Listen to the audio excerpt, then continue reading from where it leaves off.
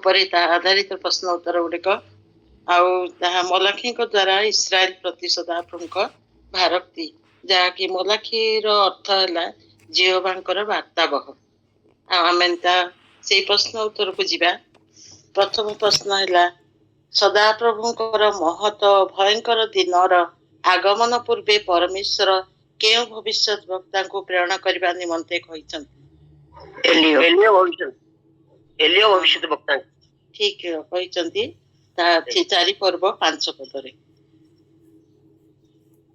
କାହାର ଅଧିକାରସ୍ଥ ପର୍ବତ ଗଣକୁ ଧ୍ୱଂସ ସ୍ଥାନ କରି ପ୍ରାନ୍ତରସ୍ଥ ଶୃଗାଳ ଗଣକୁ ସଦାପ୍ରଭୁ ଦେଲେ ବୋଲି ଭାବବାଦୀ କହିଅଛନ୍ତି? କାହାର ଅଧିକାରସ୍ଥ ପର୍ବତ ଗଣକୁ ଧ୍ୱଂସ ସ୍ଥାନ କରି ପ୍ରାନ୍ତରସ୍ଥ ଶୃଗାଳ ଗଣକୁ ସଦାପ୍ରଭୁ ଦେଲେ ବୋଲି ଭାବବାଦୀ କହିଅଛନ୍ତି? ନା, ତାହା ଅଛି ଆମର ଏଷ୍ଟର ପୁସ୍ତକ 1 ପର୍ବ 3 ପଦରେ। 1 ପର୍ବ 3 ପଦରେ ଅଛି। ଲୋକମାନେ କାହାର ଅଞ୍ଚଳକୁ ପରମେଶ୍ୱରଙ୍କ ନିତ୍ୟ କ୍ରୋଧ ପାତ୍ର ସ୍ୱରୂପ ଗୋଷ୍ଠୀ ବୋଲି ନାମ ଦେବେ? କାହାର ଅଞ୍ଚଳକୁ ପରମେଶ୍ୱର ନିତ୍ୟ କ୍ରୋଧ ପାତ୍ର ସ୍ୱରୂପ ବୋଲି ନାମ ଦେବେ? ଦୁଷ୍ଟତାର ଦେଶ।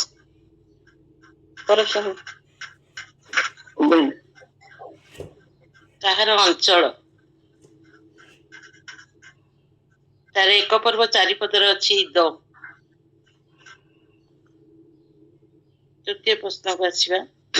ଚତୁର୍ଥ ପ୍ରଶ୍ନ, ସଦାପ୍ରଭୁ କହନ୍ତି ଲେବି ସହିତ ଆମ୍ଭର ଯେଉଁ ନିୟମ ଥିଲା ତାହା କଣ ଓ ଶାନ୍ତିକର ଥିଲା?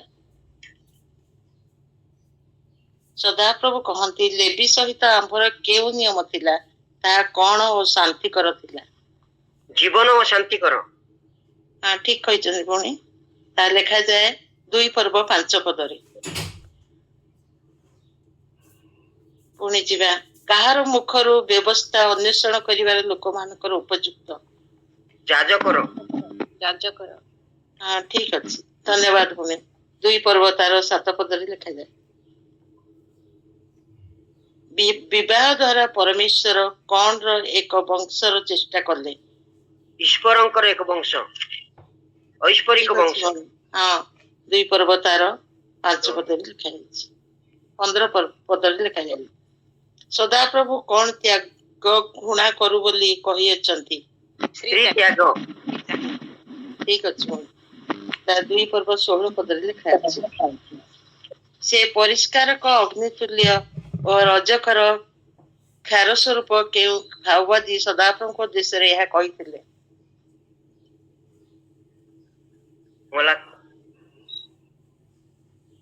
କୁହନ୍ତୁ।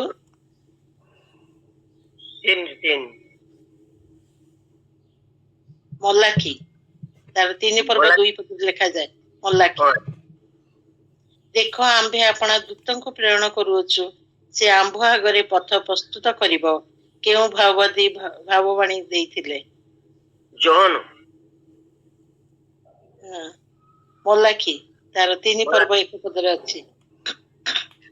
ଯାବତୀୟ ଗୋଷ୍ଠୀ ଇସ୍ରାଏଲକୁ କଣ କହିବେ? ଧନ୍ୟ, ସୁଖୀ କହିବେ। ସୁଖୀ, ଠିକ ଅଛି। 3 ପର୍ବ ତାର 12 ପଦରେ ଲେଖାଯାଏ। ମନୁଷ୍ୟ କିପରି ସଦାପ୍ରଭୁଙ୍କ ଦ୍ରବ୍ୟ ଚୋରି କରିଥାଏ? ଦଶମାଂଶ ଓ କେଉଁଥିରେ? ନୈବେଦ୍ୟ। ଦଶମାଂଶ। ହଁ, ଠିକ। ନୈବେଦ୍ୟ, ତାର 3 ପର୍ବ 8 ପଦରେ ଲେଖାଯାଏ। ସଦାପ୍ରଭୁ କହନ୍ତି ଦେଖ ସେଦିନ ଆସୁଅଛି, ତାହା କଣ ପରି ଜଳୁଅଛି? ତୁନ୍ଦୁର ପରି। ଧନ୍ୟବାଦ।